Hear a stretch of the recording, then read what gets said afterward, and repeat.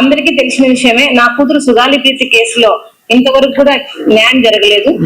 గత 9 సంవత్సరాలుగా నేను పోరాటం చేస్తానే ఉన్నాను. మరి నా కూతురు విషయం రేప్ అండ్ మర్డర్ కేసులో ఇప్పటి వరకు కూడా నిందితులకు శిక్ష పడలేదు. దానికోసమే నేను పోరాటం చేస్తా ఉన్నాను.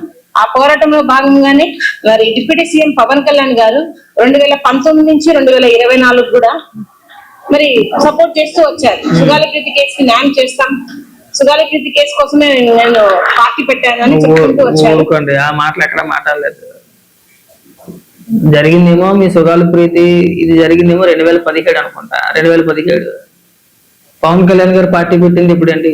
ఎందుకు మరి వక్రీకరించి మాట్లాడతారు? మీకు న్యాయం జరగాలని చెప్పేసి మేము కోరుకుంటాం, కానీ మీ రాజకీయ లబ్ధి కోసం మీకు ఏదో రాజకీయాలు ఇంకోటి ఏదో ఇంట్రెస్ట్ ఉన్నట్టుంది మీకు.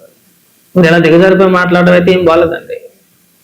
మాట్లాడండి. ఇంకా మరి నేను నిన్న గన్నవరంలో మరి సుగాలి ప్రీతి కేసుకి న్యాయం జరగాలని మరి ప్రశ్న యూట్యూబ్ ఛానల్ రావణ్ గారిని కలవడానికి వచ్చాను. ఫోన్ కలిసారండి. చూసారా ఇక్కడ ఎంత చిత్రమా? సుగాలి ప్రీతికి న్యాయం జరగడానికి ప్రశ్న యూట్యూబ్ ఛానల్ రావణ కలవడానికి గన్నవరం పోలీస్ స్టేషన్ వచ్చారా? నమ్మేసామండి. మీరు ఏం చెప్తారు? నమ్మేస్తాం. చెప్పండి. మీరు మీ మాటలు నమ్మాం కదా. 2019 నుంచి 2024 వరకు మీ మాటలు నమ్ముకుంటా వచ్చాం కదా. ఇప్పుడు కూడా మీరు ఏం చెప్పినా కానీ నమ్మేస్తాం. మాట్లాడండి, మీరు ఏం మాట్లాడినా పర్వాలేదు. ఆ గన్నవరానికి వస్తూ మరి నేను కొన్ని వీడియోస్ చూడడం జరిగింది. ఆ వీడియోస్ లో మరి డిప్యూటీ సీఎం పవన్ కళ్యాణ్ గారు గెలవక ముందు చెప్పిన కొన్ని వీడియోస్, మరి గెలిచిన తర్వాత చెప్పిన కొన్ని వీడియోస్ నన్ను చాలా బాగా కలిగించే విధంగా ఉన్నాయి. ప్రజలు కూడా చాలా మంది వ్యూస్ చూశారు, లక్షల మంది చూశారు. మరి అందుకని నేను ఈ రోజు కంప్లైంట్ ఇవ్వడానికి వచ్చాను.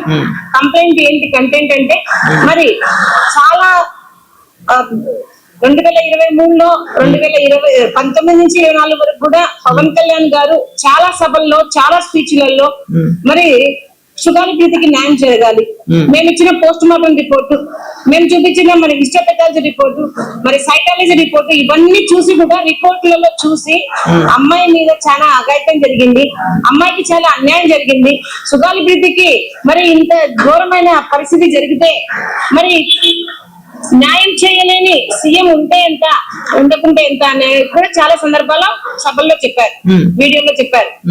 మరి గెలిచిన తర్వాత 2024 మరి పవన్ కళ్యాణ్ గారు డిప్యూటీ సీఎం గారు అయ్యారు. మరి గెలిచి ఇప్పటికి 2 సంవత్సరాలు అయితే కూడా ఇంతవరకు కూడా కేసులో ఎలాంటి పురోగతి లేకపోగా ఇప్పుడు మళ్ళీ తిరిగి కేసులో అసలు ఎవిడెన్సెస్ లేవు అని ఆయన అబద్ధ ప్రచారం చేయడం మొదలు పెట్టారు.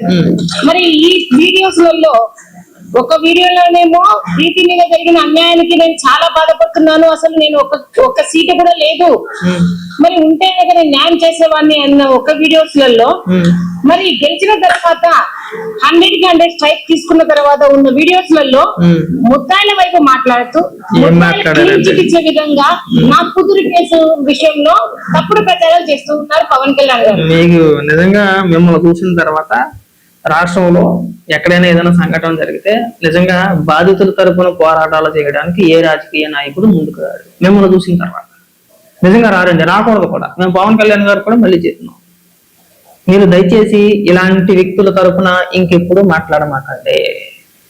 వీళ్ళు నిన్నటి నుంచి నేను చూస్తా ఉన్నా, ఆయన కూడా సామెత ఉంది, పాముకి పాలు పోతే విషమే కక్కుద్ది అని చెప్పేసి అని అంటా ఉంటాం కదా. నాకు ఈవిని ఆ మాట అనాలని లేదు, కానీ కాకపోతే ఈవిని చూస్తుంటే నాకు ఆ సామెతే గుర్తుకోవాలి. ఆ మాటలు అన్నది ఎవరండి? ఎవిడెన్స్ తారుమారు చేశారని, లేదంటే రిపోర్టులు తారుమారు చేశారని, కేసును నీరు గారి చేశారని మాట్లాడింది ఎవరో మీరు కాదా? జగన్మోహన్ రెడ్డి ముఖ్యమంత్రిగా ఉండగా జవహర్ రెడ్డిని కలిసి నాకు ఈ కేసు గురించి మాట్లాడితే 5 లక్షల రూపాయలు డబ్బులు డిమాండ్ చేశారని, నీరు గారి చేశారని, ఇంకొకటని మాట్లాడింది మీరు కాదండి? మీరు మాట్లాడిన మాటలనే పవన్ కళ్యాణ్ గారు మాట్లాడితే మళ్ళీ దాన్ని వక్రీకరించి ఇక్కడ కూర్చొని మాట్లాడతారు. పైగా సుగాలి ప్రీతికి న్యాయం చేయమని చెప్పేసి ప్రశ్న రావణ్ణి కలిసారంట. ఎంత విచిత్రమో చూడండి. మీరు కంప్లైంట్ ఇవ్వాలనుకుంటే కర్నూలులోనే ఇవ్వచ్చు కదండి, గన్నవరం వరకు ఎందుకు వచ్చారు? అంటే ఈ రావణ్ అనే ఇష్యూ నడుస్తుంది కాబట్టి మధ్యలో మనం కూడా హైప్ తెచ్చుకోవాలి చక్కగా. మీ మీ ఇష్యూలో మిమ్మల్ని చూస్తూ ఉంటే నిజంగా మీరు ఏదో న్యాయం కోసం పోరాటం చేసే వ్యక్తులా కనబడట్లేదు. మీకు ఏదో రాజకీయ దురుద్దేశాలు ఉన్నాయేమో అని చెప్పేసి అని కలుగుతున్నా. మాట మేము అనకూడదేమో కానీ చెప్తున్నా ఉదాహరణకి.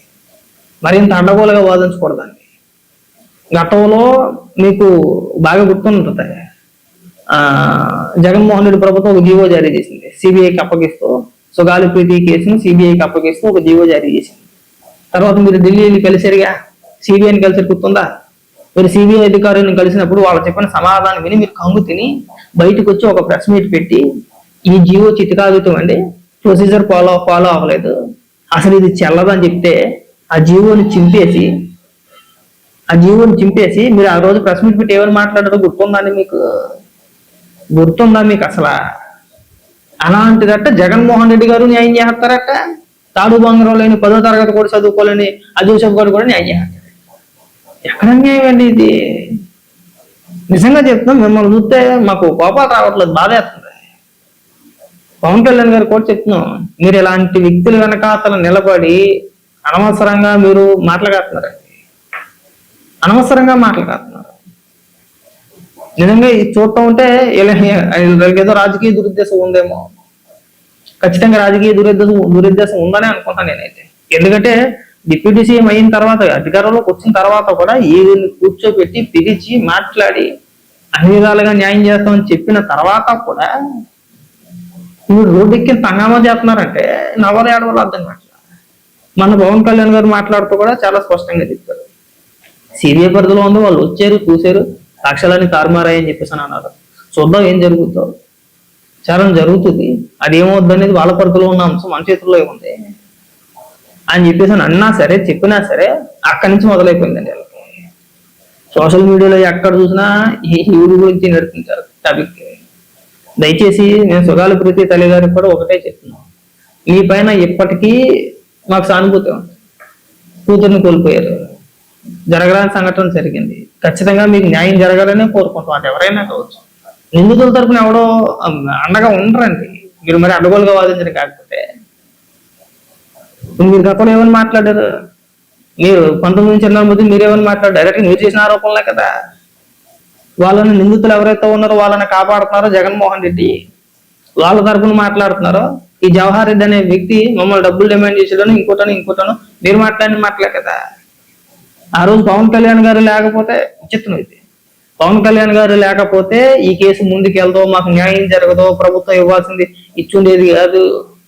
ఇవాళ జన సైనికులు ఇలా చేసుకొచ్చారు, పవన్ కళ్యాణ్ గారు వాళ్ళు ఎంత పొగిడినందు మనమే, అనేక వీడియోలు ఉన్నాయి, మనం మామూలుగా పొగల పవన్ కళ్యాణ్ గారు. ఇవాళ సడన్ గా వాళ్ళని అరెస్ట్ చేయగానే బయటకు వచ్చేసారు. మీరు అంతా బయటకు వచ్చేసి ఏదో ఒక రకంగా విష ప్రచారం చేయాలి, పవన్ కళ్యాణ్ గారిని టార్గెట్ చేస్తూ ఏదో రకంగా విష ప్రచారం చేయాలి. జనాలు చూస్తున్నారండి, మీరు మర్చిపోవద్దు. ఇలాగే ఇంకొక సంఘటన, విజయవాడ సాయి కృష్ణ వాళ్ళ తల్లి గారు, ఆవిడ ఇంకా విచిత్రం, మాట్లాడకూడదేమో కానీ అలాంటివి కాబట్టి చెప్తున్నా. ఉదాహరణకి ఆవిడ ఎంత విచిత్రంగా మాట్లాడుతుందంటే, ఒక రిపోర్టర్ ఆవిడ ఒక ప్రశ్న వేస్తారా, మీ కొడుకు 14 ఏళ్ల మైనర్ బాలికని రేప్ చేశాడంట కదా.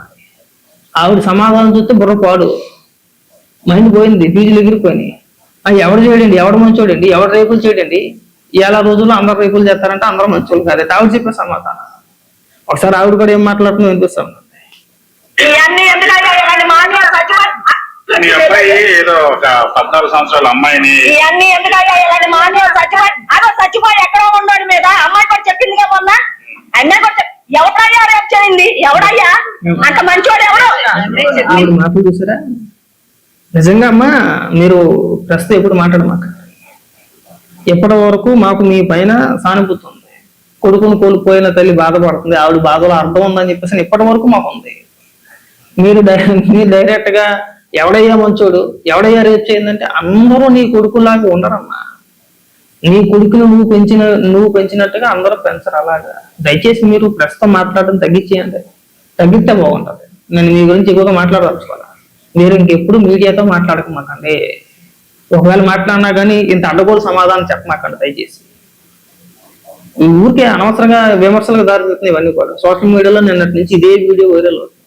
మీ వీడియో, ఆ సుగాల ప్రీతి తల్లి గారు పార్వతి గారు ఎవరైతే ఉన్నారో ఆవిడ వీడియో, మిమ్మల్ని ఇద్దరిని చూసినాక ఆశ్చర్యం వేసింది అనమాట. దయచేసి ఇంకెప్పుడు కూడా మీరు ఎలాంటి ప్రెస్ మీట్లు పెట్టి మాట్లాడమాకండి. నేను పార్వతి గారు కూడా చెప్తున్నాను, మీకు ఇప్పటి వరకు జన సైనికులు కావచ్చు, లేదంటే పవన్ కళ్యాణ్ గారు కావచ్చు, మీకు అండగా నిలబడ్డారు. మీరు వాళ్ళ గుడ్డిగా జగన్మోహన్ రెడ్డి అనే వ్యక్తిని నమ్మి ఏదో రకంగా రాజకీయంగా పవన్ కళ్యాణ్ గారిని టార్గెట్ చేస్తూ మీరు వాళ్ళ చేతిలో పావులుగా మారొద్దండి. వాళ్ళ చేతులు పావులుగా మారితే మీకు ఏదో న్యాయం జరిగిపోతానో ఇంకోటేదో అనుకుంటున్నారేమో. వాళ్ళు సొంత కుటుంబ సభ్యులనే తల్లిని చెల్లిని వాడుకుని తెలిసారు. ఇంకా మీ గురించి మేము చెప్పవలసి అది మీరు తెలుసుకుంటారని చెప్పేసి మేమైతే అనుకుంటున్నాం.